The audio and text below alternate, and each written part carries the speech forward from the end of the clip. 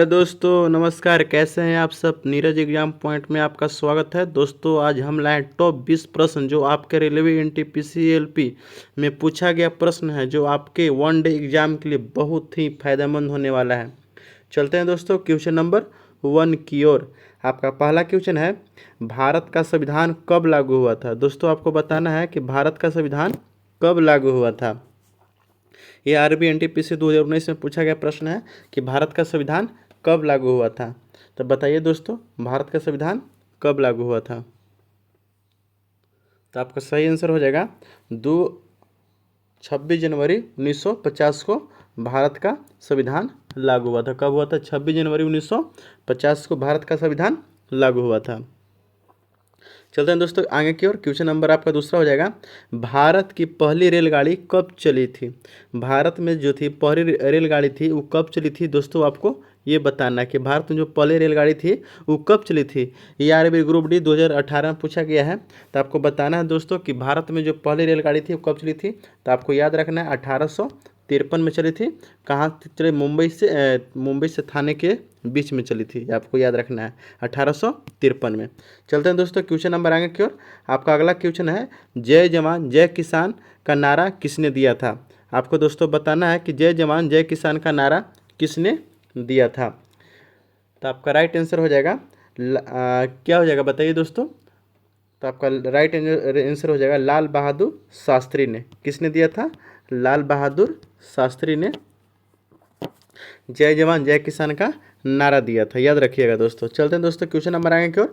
आपका अगला number question हो जाएगा कि भारत के राष्ट्रपति का कार्यकाल कितने वर्ष का होता है। दोस्तों आपको बताना है कि भारत का जो राष्ट्रपति हैं, प्राइम मिनिस्टर प्रेसिडेंट, उनका जो कार्यकाल होता है कितने वर्ष का होता है। देखिए, पीएम का भी होता है 5 साल और राष्ट्रपति का भी होता है 5 साल।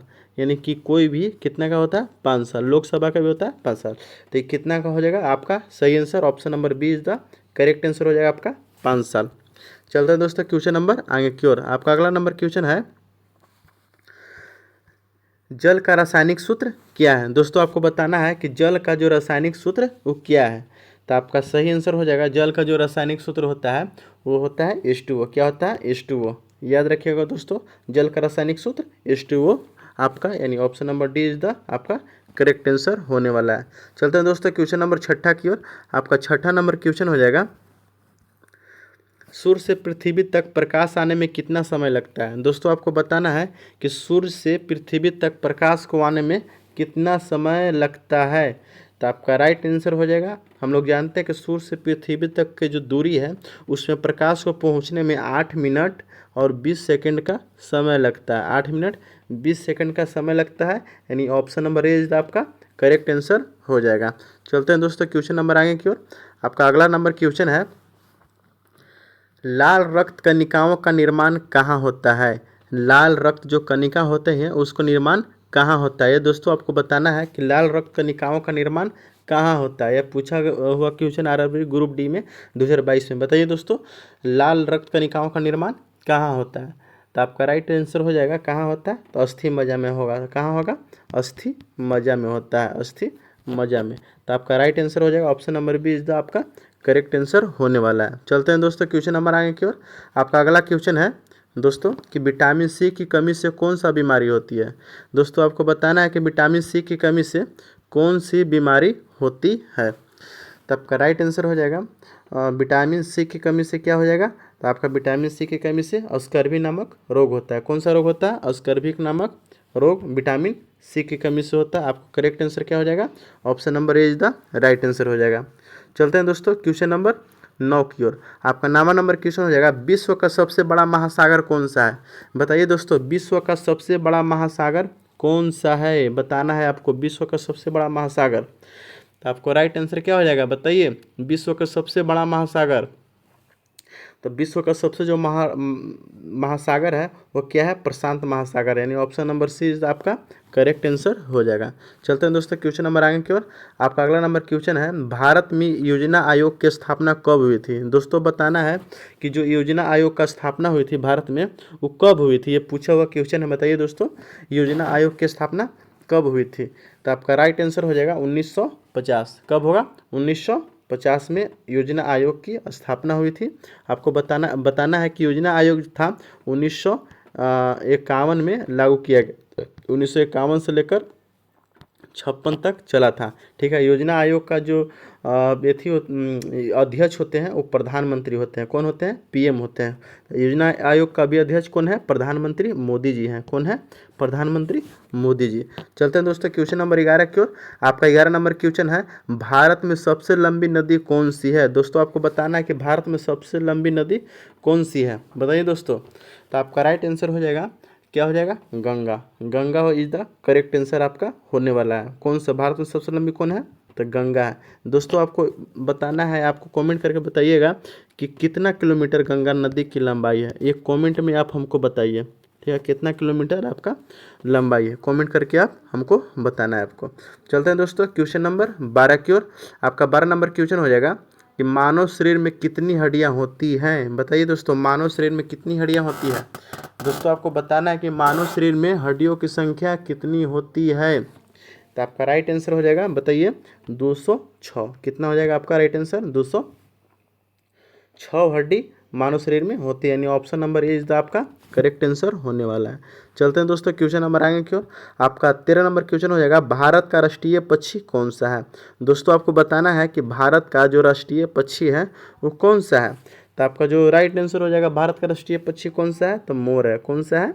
मोर। भारत का राष्ट्रीय पक्षी कौन सा है? तो more is the correct answer हो जाएगा, यानी ऑप्शन नंबर इज द आपका राइट आंसर है, याद रखिएगा। चलते हैं दोस्तों क्वेश्चन नंबर 14 की ओर। 14 नंबर आपका भी क्वेश्चन है, सार्क का पूरा नाम क्या है?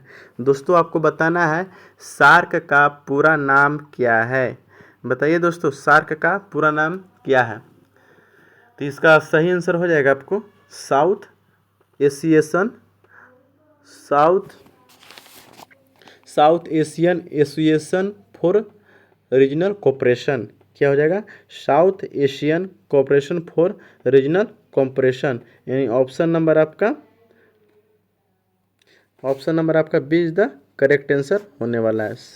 South Asian Association for regional cooperation, यानी ऑप्शन नंबर आपका b is the correct answer होने वाला है दोस्तों आपका। चलते हैं दोस्तों क्वेश्चन नंबर आगे की ओर। आपको बताना है कि इसका जो मुख्यालय है, सार्क का मुख्यालय कहाँ है, आपको बताना है, कमेंट करके आप जरूर बताइएगा। चलते हैं दोस्तों क्वेश्चन नंबर 15 की ओर। आपका 15 नंबर क्वेश्चन है, मंगलयान मिशन किस वर्ष प्रक्षेपित किया गया था? मंगलयान जो मिशन है किस वर्ष लॉन्च किया गया था? आपका ये बताना है कि मंगलयान किस वर्ष लॉन्च हुआ था। दोस्तों आपको बताना है किस वर्ष लॉन्च हुआ था मंगलयान, तो बताइए दोस्तों। तो आपका राइट आंसर हो जाएगा 2015। कब हुआ था? 2015 में। चलते हैं दोस्तों क्वेश्चन नंबर आगे की ओर। आपका अगला नंबर क्वेश्चन है, भारत छोड़ो आंदोलन कब शुरू हुआ था? दोस्तों बताइए, भारत छोड़ो आंदोलन कब शुरू हुआ था? तो आपका राइट आंसर हो जाएगा 1942 में भारत छोड़ो आंदोलन स्टार्ट हुआ था। कब हुआ था? 1942 में, यानी ऑप्शन नंबर सी इज आपका करेक्ट आंसर होने वाला है। चलते हैं दोस्तों क्वेश्चन नंबर 17 की ओर। आपका 17 नंबर क्वेश्चन हो जाएगा कि पृथ्वी की परिक्रमा की अवधि कितनी होती है? जो पृथ्वी की परिक्रमा करती है पृथ्वी, इसकी अवधि कितनी होती है, ये बताना है दोस्तों आपको कि पृथ्वी की परिक्रमा की अवधि कितनी होती है, बताइए दोस्तों। तो आपका राइट आंसर कितना हो जाएगा, बताइए। 365 दिन 0.25 दिन इज द करेक्ट आंसर, यानी option number c is the आपका राइट आंसर होने वाला है। चलते हैं दोस्तों क्वेश्चन नंबर आगे की ओर। आपका 18 नंबर क्वेश्चन हो जाएगा, सविनय अवज्ञा आंदोलन का नेतृत्व किसने किया था? बताना, सविनय अवज्ञा जो आंदोलन हुआ था भारत में, उसको नेतृत्व मतलब उसको लीडर कौन कर रहे थे, लीडरशिप? तो आपका सही आंसर हो जाएगा महात्मा गांधी। क्या हो जाएगा आपका? महात्मा गांधी, MK गांधी। MK गांधी जी ने सविनय अवज्ञा आंदोलन का नेतृत्व किया था। चलते हैं दोस्तों क्वेश्चन नंबर 19 की ओर।